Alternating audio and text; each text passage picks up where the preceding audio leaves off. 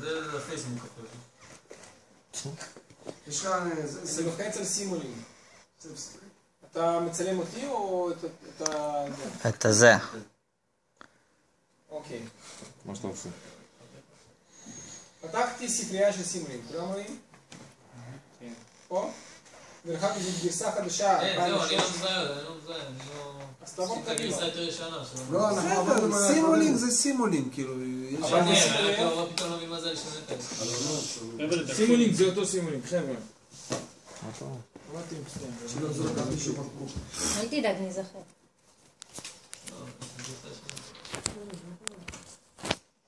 הגרסה הזאת היא קצת שונה, ולכן צריכים ללמוד אותה. אבל העיקרון דומה. נפתח לסימולים, אוקיי? אתם רואים פה ספרייה סימסקייפ? דאבל קליק עליה. פותחים פה סים פאוור סיסטמס. דאבל קליק פותח לכם את הספרייה של פאוור סיסטמס. עכשיו, קודם כל הדבר הראשון בפאוור סיסטמס כדי שאני אוכל לעבוד, אני חייב לקחת את הבלוק של פאוור בוי ולמשוך אותו לקובץ. אבל קודם אני צריך לפתוח קובץ חדש, מודל חדש. רגע, יותר לאט. אני חוזר עוד פעם. פה, נימוד המקרה. זה כן. פתחתי. דימיטרי, תקליט את השיעור. אי אפשר? הנה, הוא עכשיו מצלם. 50 שקל אחרי זה כל אחד. למה זה לא... אין, הבעיה איך אתה מעביר את זה עכשיו. זה לא בעיה להעביר. בגוגל דרייב. נפתח לי. תקשיבו, נו מה? אני בעצם מסיים את השיעור אם הספקתי או לא הספקתי. בסדר? אוי. אז זה עניין שלכם כאן. נפתח לי פה מודל. קודם כל, דבר ראשון שאני עושה, אני גורר את הבלוק של פאוור בוי לפה. בלי זה הסימולציה לא תרוץ. פה אני קובע את זמן ההרצה, כרגע זה 10 שניות. אני למשל רוצה לעשות הרצה עד שנייה אחת. שיניתי פה. אני נכנס לסימוליישן. מודל configuration parameters. פה אני שולט על הצורה של הסימולציה. אני אוהב לעבוד עם fix step, שזה דיגיטלי. ואני בוחר פה, במקום אוטו, אני בוחר 1E-5. כלומר, דגימות ברזולוציה של 10 מיקרוסקונד. ועושה apply ואוקיי. עכשיו, אני חייב, לפי הסכמה שלי, קודם כל יש לי באג כבר בנוי, אבל אני בונה אותו מהתחלה איתכם. אני חייב מקור מתח DC. אני הולך פה ל-Electrical Sources. רואים? סימולין מאוד נוח לעבודה. יש פה פשוט אלמנטים, אתם גוררים ומחברים. יש פה DC Voltage Source.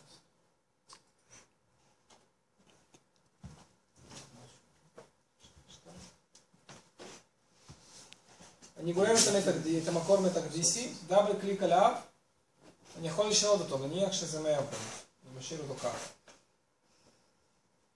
דבר שני, אני חייב סליק, קבל ונגד. אני הולך פה לאלמנטס.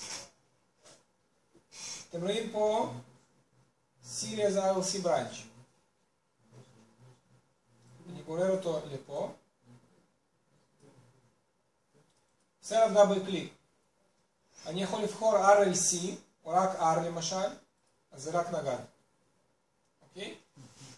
אם אני אפצה RL למשל, אז זה יהיה לי נגד וסליק, עם הערכים שאני קובע פה.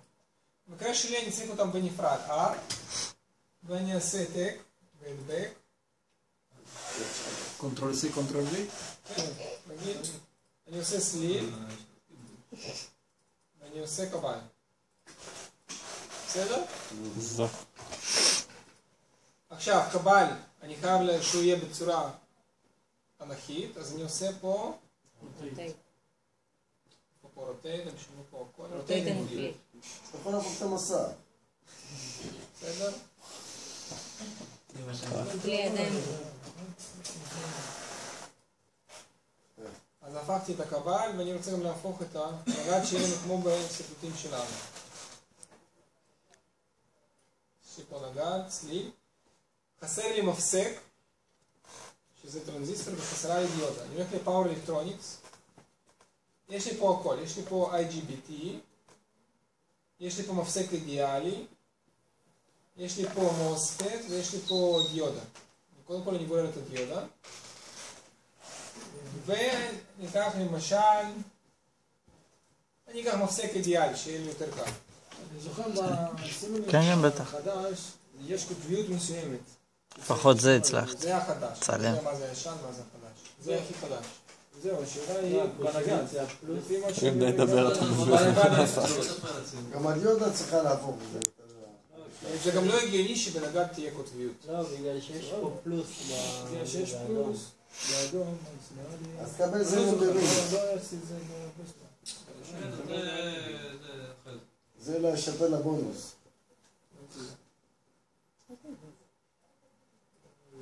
פה חשוב הקוטביות.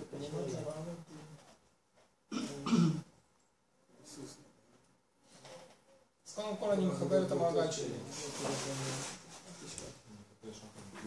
עכשיו תשימו לב שאני חייב למדוד מתח וזרם בעזרת אמפרמטרים ווולטמטרים. הוא לא עושה את זה לבד?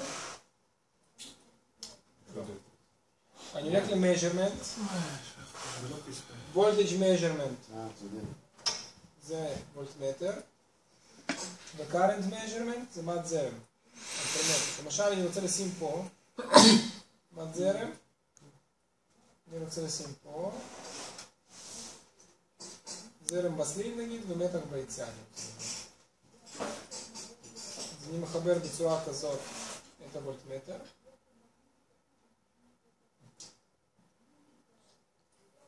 דיברתי.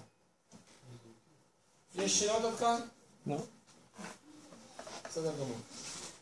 עכשיו תראו, אני חייב לחבר סקופ כדי לקרוא את היציאות של וולטמטר ואמפרמטר. אני הולך לסינקס, פה יש לי סקופ. אני גוער אותו פנימה, עושה עליו דאבל קליק.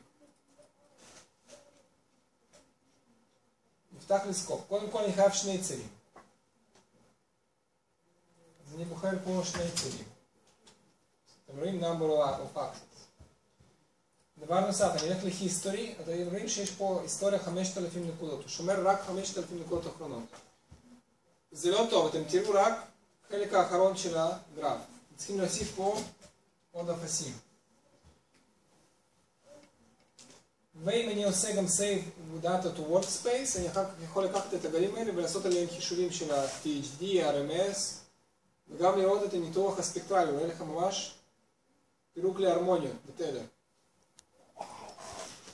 אתם רואים שהציר שיש עכשיו שני צירים? שני גרפים? כן, רואים. אז את היציאות האלה אני מחבר. נגיד פה יש לי זרם בסליל ופה יש לי מתח במוצע. ואני מחבר את הדיודה כאן. בסדר? מה נשאר לי? נשאר לי בקרה של מפסק. תדר ביטוי. אני חייב לתת מתח שהוא רכבת כזאת, כמו שעשינו פה, עם דיוטי סייקל שאני קובע.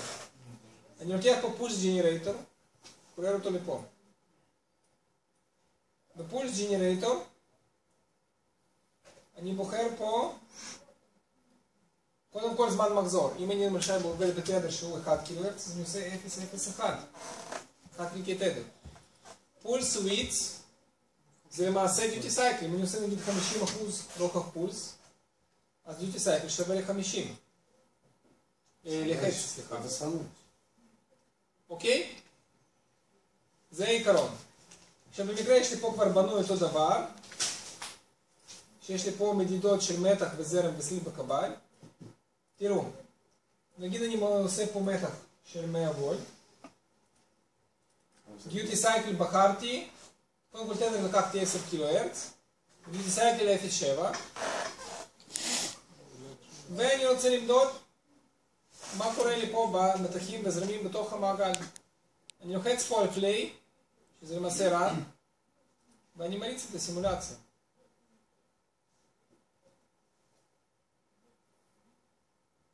רק הבעיה שהמחשב פה הוא חצי מת, וזה ייקח הרבה זמן, אבל בסדר. הנה הוא מוריד סימולציה עד שנייה אחת. הוא הולך לשנה עם חשמל. אני פותח את הוולטמטר. סקופ. את הסקופ, סליחה. מה קיבלנו? תראו, מה אני מודד פה? העליון זה... אני יכול להפסיק את זה ולדלג על השלב הזה, באמת, כאילו, אם אתם לא צריכים את זה. אני לא הבנתי, פאוור בוי, למה רוצה? משהו למעלה, דיסקרט? אני מדבר על זה, פשוט, תראה, בגלל שאני עובד פה בדיסקרטי, זוכר בסימוליישן עשיתי פיקסטה, אני עושה פה דאבל קליק עליו.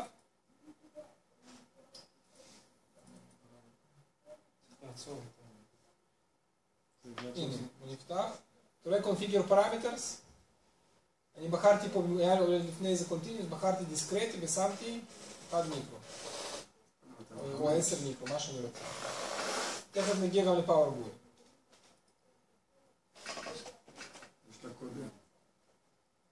הגרף הזה זה מתח המוצא, זה זרם בסליל וזה זרם בקבל. למה זה רחב כזה? בגלל שהוא באש הגרף? זה מ-0 עד שנייה. אני חייב לעשות זום. נגיד אני עושה פה זום. אוטומטית הוא עושה זום לכולם בהתאם.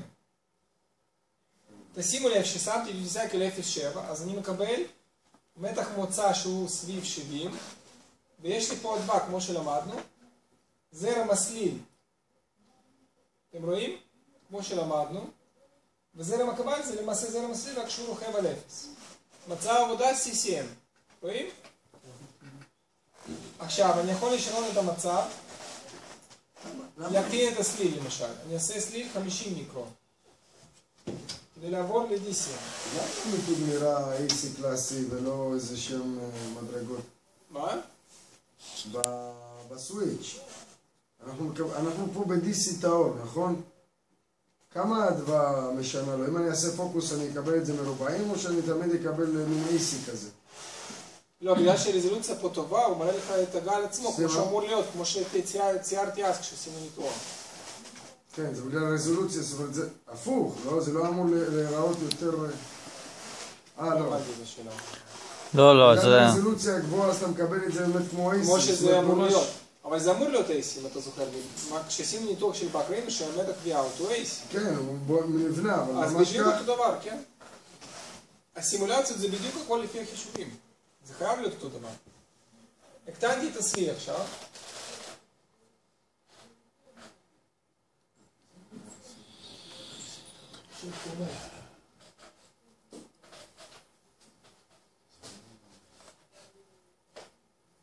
אתם רואים שהזרם הפך להיות DCM? יש פה קטע שלי הולכה. עכשיו אם אני עושה פה זום, אתם רואים שזה כבר לא סביב 70? למה? כי הדיוטי סייקל כבר הוא של DCM. אבל אני השארתי דיוטי סייקל של 0.7 כמו שהיה קודם. אז כבר קיבלתי מתח שונה. כי ב-DCM כדי לקבל אותו מתח, אני חייב לחשב דיוטי סייקל חדש כמו שאתם זוכרים. אוקיי? אז עכשיו אני ב-DCM. ואלה התמונות בדיוק מה שאתם מכירים מ-DCM. בסדר, ואני יכול לשחק פה עם תדר. שנייה, זה מה שאני רוצה לשאול אותו. דוקטור, אתה יכול בבקשה להוסיף זרם או מתח על הנגד? זה מתח על הנגד, מתח על הקבל, זה מתח על הנגד, זה זרם. זרם נראה DCM עכשיו, במקביל לאיפוס הזה, כשאני מקבל איפוס בסליל.